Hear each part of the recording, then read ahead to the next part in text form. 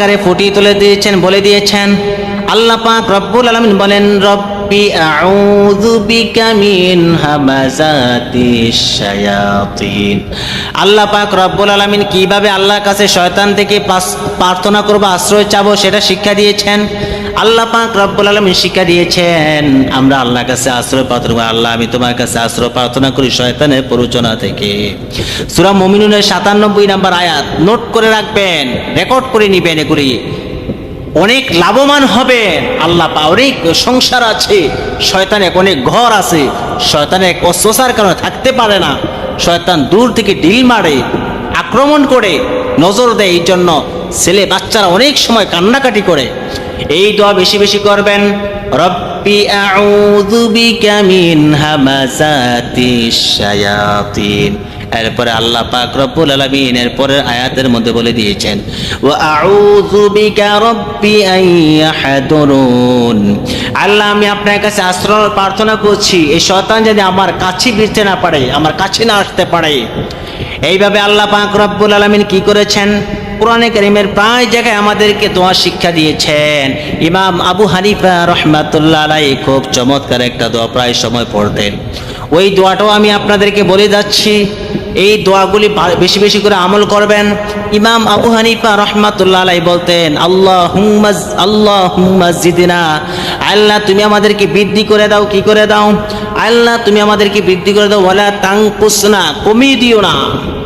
আল্লাহ ওয়াকরিমনা, আল্লাহ তুমি আমাদেরকে সম্মানিত করো। ওয়ালা তুহিন্না, আল্লাহ তুমি আমাদেরকে অপমানিত করিও না। ওয়া আতিনা, আল্লাহ তুমি আমাদেরকে কল্যাণ দান করো, মঙ্গল দান করো। ওয়ালা তাহরিমনা, আল্লাহ তুমি আমাদেরকে বঞ্চিত করিও না।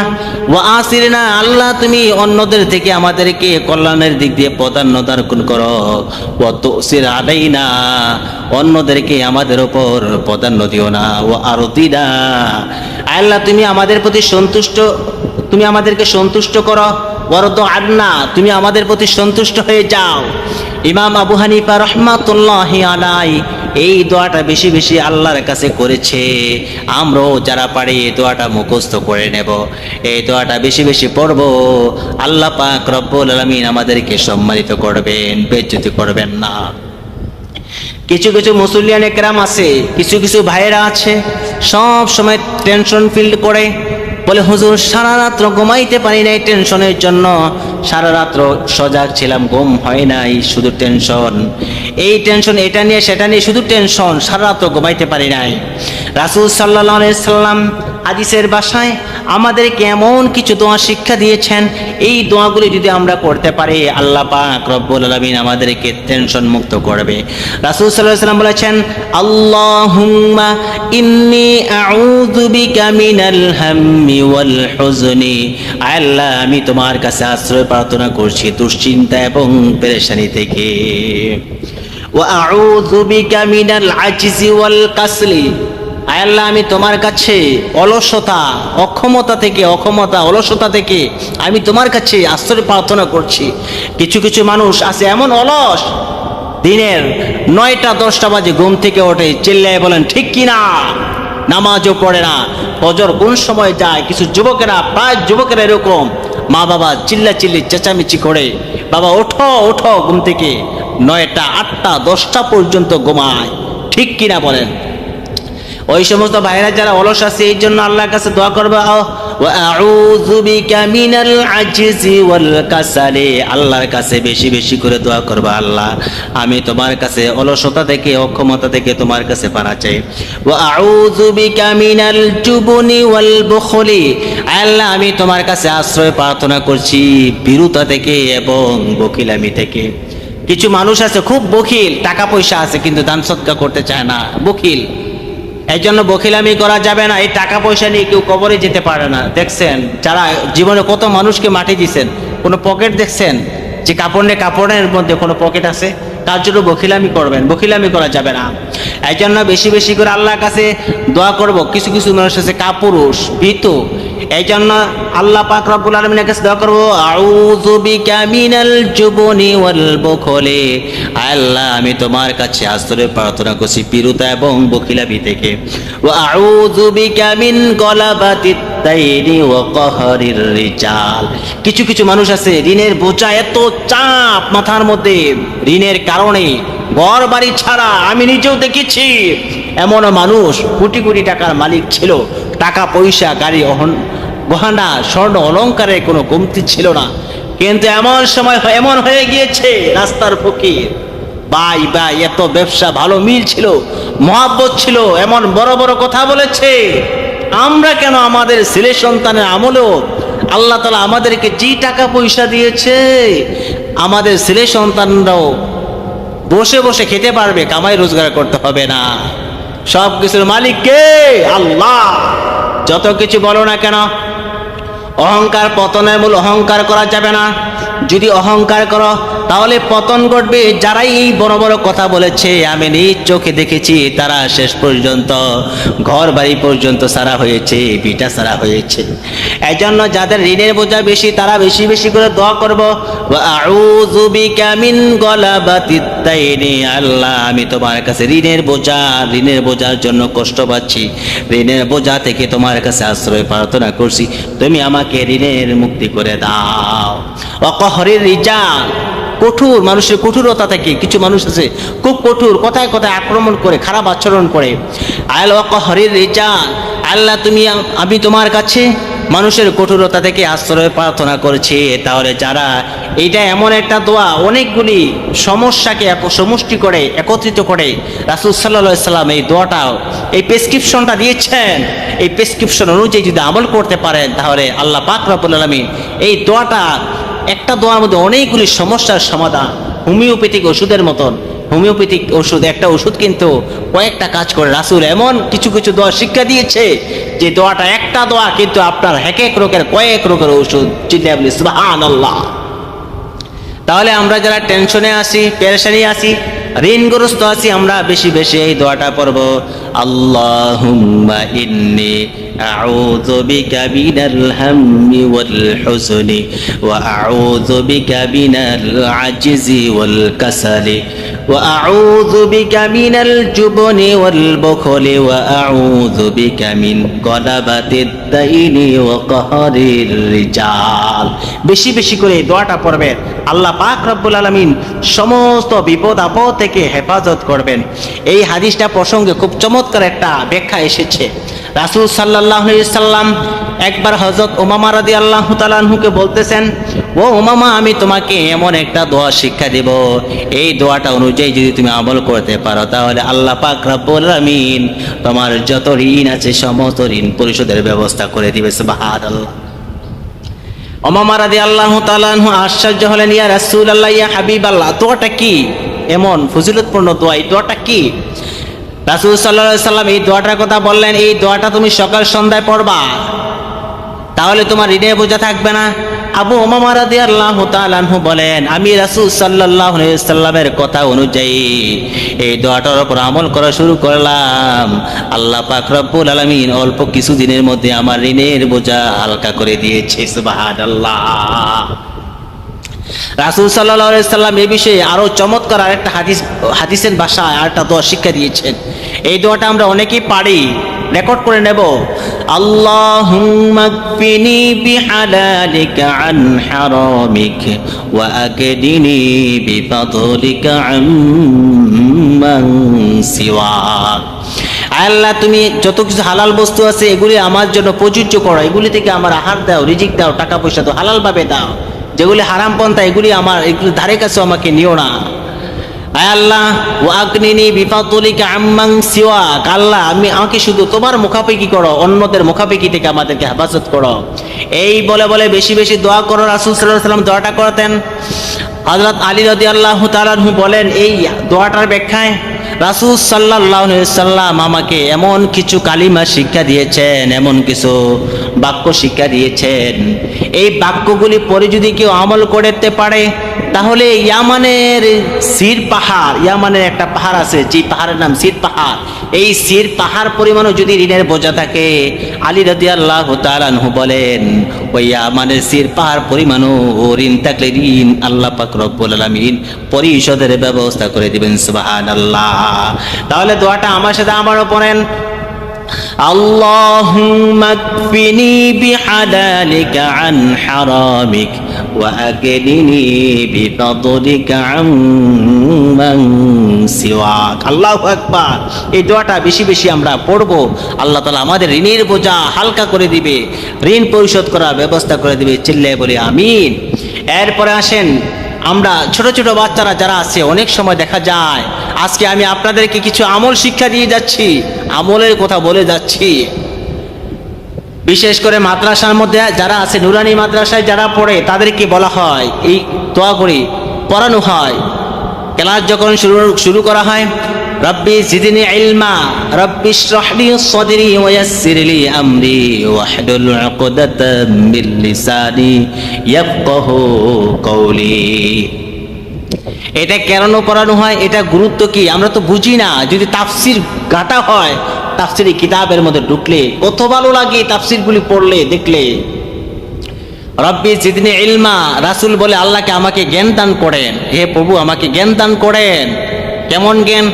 আল্লাহ পাক রব্বুল আলামিন যখন জিবরাইল আলাইহিস সালামের মাধ্যমে কোরআনে কারীম নাজিল করতেন রাসূলের উপর, রাসূল সাল্লাল্লাহু আলাইহি সাল্লাম বারবার পড়তেন, কি করতেন? রব্বি জিদনি ইলমা, বেশি বেশি করে এটা পড়তেন যাতে আয়াতে থাকে, কোরআন আয়াতগুলো আয়াতে থাকে। জিবরাইল আলাইহিস সালামের মাধ্যমে আল্লাহ তাআলা জানাই দিলেন, হে নবী আপনার এত কষ্ট করতে হবে না, যিনি আপনার উপরে কোরআন নাজিল করেছেন উনি আপনার পক্ষের মধ্যে এই কোরআনকে সংরক্ষণ করে দিবেন। সুবহানাল্লাহ। এত আপনি কষ্ট করতে হবে না। আর রাসূল যখন বারবার পড়তেন মনে হতো খুব কষ্ট হতো, এই জন্য একজন আসান করে দিয়েছেন। তিনি কে? আল্লাহ পাক রব্বুল আলামিন আসান করে দিয়েছেন। তাহলে রাসূল সাল্লাল্লাহু আলাইহি ওয়াসাল্লাম বলতেন, রব্বি জিদনি ইলমা, রব্বি ইশরাহ লি সাদরি ওয়া ইয়াসসির লি আমরি। হযরত মুসা আলাইহিস সালাম কার করে বসবাস করেছেন? হযরত মুসা আলাইহিস সালামকে দায়িত্ব দেওয়া হয়েছিল যারা কঠোর কাফের, বড় বড় কাফের বেঈমান, তাদেরকে কালিমা দাওয়াত দেওয়ার জন্য, দাওয়াতে তাবলীগের কাজ করার জন্য মুসা আলাইহিস সালামকে দাওয়াত বলা হয়েছিল, অনুমতি দেওয়া হয়েছিল, দায়িত্ব দেওয়া হয়েছিল। মুসা আলাইহিস সালাম ফেরাউনের ঘরে লালিত পালিত হয়েছে, লালন পালন করেছে ফেরাউন, কিন্তু ওই ফেরাউনকে কালিমার দাওয়াত দেওয়ার জন্য, দাওয়াতে তাবলীগের কাজ করার জন্য মুসা আলাইহিস সালামের উপর দায়িত্ব অর্পণ করা হলো, দায়িত্ব দেওয়া হলো। কিন্তু এত বড় বড় নেতাদেরকে দাওয়াত দিবে, কালিমার কথা বলবে, একটু কিসের দরকার? এই জন্য মুসা আলাইহিস সালাম আল্লাহর কাছে দোয়া করেছে, আল্লাহ আমার বক্ষ খুলে দেন এবং আমার কাজ সহজ করে দেন। রব্বি ইশরাহ লি সাদরি ওয়া ইয়াসসির লি আমরি ওয়াহলুল উকদাতাম মিন লিসানি। আল্লাহ আমার বক্ষ খুলে দেন, আমাকে যে দায়িত্ব দিয়েছেন এত বড় দায়িত্ব, আমি যাতে সুন্দরভাবে করতে পারি, কাজ করতে পারি, দাওয়াতে তাবলীগের কাজ করতে পারি, মানুষদেরকে উপদেশ দিতে পারি, এই জন্য আমার জন্য সহজ করে দেন। এরপরে আসেন ওয়াহলুল উকদাতাম মিন লিসানি। দাওয়াতের কাজ দিতে গিয়ে দেখা যেত মুসা আলাইহিস সালামের একটু জবানের মধ্যে সমস্যা ছিল, একটু কষ্ট হতো। মুসা আলাইহিস সালাম আল্লাহ পাক রব্বুল আলামিনের কাছে দোয়া করেছে, ওয়াহলুল উকদাতাম মিন লিসানি ইয়াফকাহু কওলি। তাফসীরে কিতাবের মধ্যে এসেছে মুসা আলাইহিস সালাম যখন ছোট ছিলেন, ছোট বাচ্চারা দেখবেন আগুন পানি বোঝে না, চিনে না, আগুন দিবেন আগুনও হাত দিতে চায়, পানি দিবেন পানিতেও মুখ দিতে চায়, ছোট মানুষ তো। মুসা আলাইহিস সালাম যখন তাফসীরি কিতাবের মধ্যে আসছে, মুসা আলাইহিস সালাম যখন ছোট ছিলেন, ছোটবেলায় মুসা আলাইহিস সালামের সামনে খেজুর দেওয়া হয়েছে, আগুনের অঙ্গরাও দেওয়া হয়েছে। মুসা আলাইহিস সালাম খেজুর মুখে না দিয়ে আগুনের অঙ্গরা মুখে দিয়েছে, যার কারণে জিহ্বার মধ্যে সমস্যা হয়েছে, কথা বলতে একটু কষ্ট হতো, জড়তা দেখা দিয়েছিল। এই জন্য মুসা আলাইহিস সালাম যে কালিমা দাওয়া দিবে একটু কষ্ট হয়, এই জন্য মুসা আলাইহিস সালাম আল্লাহর কাছে দোয়া করেছে, আল্লাহ ওয়াহলুল উকদাতাম মিন লিসানি ইয়াফকাহু কওলি। আল্লাহ আমি যে আমাকে এত বড় দায়িত্ব দিয়েছেন কালিমা দাওয়াত দেওয়ার জন্য, এত বড় বড় মানুষদেরকে আমি দাওয়াত দিব, আমাকে একটু মুখের জড়তা দূর করে দেন। মুসা আলাইহিস সালাম আল্লাহর কাছে দোয়া করেছে শুধু মুখের জড়তার জন্য, কিন্তু কেমন পয়গম্বর ছিল, ইচ্ছা করলে আমরা যদি একটু সুযোগ পাই দেখা যায় 14 গোষ্ঠী পর্যন্ত যা কিছু আছে সব কিছু চেয়ে নিতাম। কিন্তু মুসা আলাইহিস সালাম শুধু একটা প্রার্থনা করেছে, আমাকে কালিমা দাওয়াত দিতে হলে জবান দিয়ে একটু স্পষ্ট আকারে বুঝিয়ে বলতে হবে, আমার জবানটা একটু ঠিক করে দেন, এই দোয়া করেছে। আমার আল্লাহ পাক রব্বুল আলামিন মুসা আলাইহিস সালামের দোয়া কবুল করেছেন। এই জন্য আল্লাহ পাক রব্বুল আলামিন মুসা আলাইহিস সালামের জবানকে সুন্দর করে দিয়েছেন। মুসা আলাইহিস সালাম এই দোয়া করেছেন, ওয়াহলুল উকদাতাম মিন লিসানি ইয়াফকাহু কওলি। আমাদের যাদের ছোট বাচ্চা কাচ্চা আছে, লেখাপড়ায় দুর্বল, জবানের সমস্যা, এই দোয়াটা বেশি বেশি করে পড়াবো। রব্বি জিদনি ইলমা, রব্বি জিদনি ইলমা, রব্বি শরহ লি সাদরি ওয়া ইয়াসসির লি আমরি ওয়াহলুল উকদাতাম মিন লিসানি ইয়াফকাহু কওলি। বেশি বেশি করে দোয়াটা পড়বেন, দেখবেন আল্লাহ তাআলা জ্ঞান শক্তি খুলে দিবে। শুধু তাই নয়, দেখবেন মেধা শক্তি বিকাশ পাবে, জবানের জড়তা দূর করে দিবে। এই ছিল ছোট বাচ্চাদের আমল। এখন আসেন, অনেকে দেখা যায় খুব বিপদে পড়ে যায়, অনেক বিপদে পড়ে যায়। আমরা অনেক সময় এই বিপদ থেকে কিভাবে উদ্ধার হব, আমরা একটা দোয়া জানি, লা ইলাহা ইল্লা আনতা সুবহানাকা ইন্নী কুনতু মিনাজ জালিমিন। এই দোয়াটা আমরা অনেকে পারি, কিন্তু কেন এই দোয়াটা পড়তে হয় জানি না। এটা কোরআনে কারিমের একটা আয়াত, আল্লাহ পাক রব্বুল আলামিন দোয়ার মাধ্যমে এটা পাঠিয়েছে, নাজিল করেছেন। আমরা সবাই জানি ইউনূস আলাইহিস সালাম যে কোনো একটা কারণে আল্লাহ পাক রব্বুল আলামিন ইউনূস আলাইহিস সালামের প্রতি অসন্তুষ্ট হয়েছে। অসন্তুষ্ট হয়ে মাছকে হুকুম করেছে, ইউনূসকে তুমি কি করো, জব্দ করে নাও। মাছ ইউনূস আলাইহিস সালামকে গিলে ফেলেছে। গিলে ফেলার পর আল্লাহ পাক রব্বুল আলামিন মাছকে বলেছে, মাছ আমার হুকুম পালন করেছো, বাট কিন্তু আমার ইউনূসকে হজম করা যাবে না এবং হাড্ডিও ভাঙা যাবে না, এমন ভাবে রাখতে হবে। কত কঠিন কথা বলে দিয়েছে। আমার ইউনূস অন্যায় করেছে, আমার সাথে ফিরে আসতে পারে, সে অন্যায়ের কারণে তোমাকে হুকুম দিয়েছি, তুমি তাকে কি করো, জব্দ করো। তবে শর্ত দুইটা, তাকে হজমও করা যাবে না, তার হাড্ডিও ভাঙা যাবে না। মা সোজা নদীর তলদেশে নিয়ে চলে গেল। তাফসীরে কিতাবের মধ্যে এসেছে, ইউনূস আলাইহিস সালামকে যখন নিয়ে মাছ নদীর তলদেশে গেল, ইউনূস আলাইহিস সালামের কানের মধ্যে গুনগুন করে কেমন জানি শব্দ আসছে। যখন মনে মনে ভাবলো, তখন আল্লাহ তো জানে, আলিমুল গায়ব, আল্লাহ পাক রব্বুল আলামিন ওহীর মাধ্যমে জানাই দিলেন, হে ইউনূস, তোমার কানের মধ্যে যে শব্দ আসছে এগুলি সমুদ্রের তলদেশেও আমার পানিরা আমার তাসবিহ করে, আমার জিকির করে, পানিরা আমার জিকির করতেছে, সুবহানাল্লাহ। ইউনূস আলাইহিস সালাম যখন এই কথা শুনলেন, শোনার পর ইউনূস আলাইহিস সালামও পড়া শুরু করলেন, লা ইলাহা ইল্লা আনতা সুবহানাকা ইন্নী কুনতু মিনাজ জালিমিন। আল্লাহু আকবার। ইউনূস আলাইহিস সালাম কি করলেন, এই দোয়া পড়লেন। যখন এই দোয়া পড়লো, পড়ার পর ফেরেশতারা বলতেছে, আল্লাহ আপনার বান্দা ইউনূস কি বলতেছে। আল্লাহ বলে, ফেরেশতারা জানো না, আমার ইউনূস আমার জিকির করতেছে, আমার তাসবিহ পাঠ করতেছে। তখন ফেরেশতারা বলে, হায় আল্লাহ, আপনার এই বান্দা আপনার গুণকীর্তন শুধু আজকে না, সব সময় করে, সুতরাং আপনি তাকে মুক্তি দিয়ে দেন, খালাস দিয়ে দেন।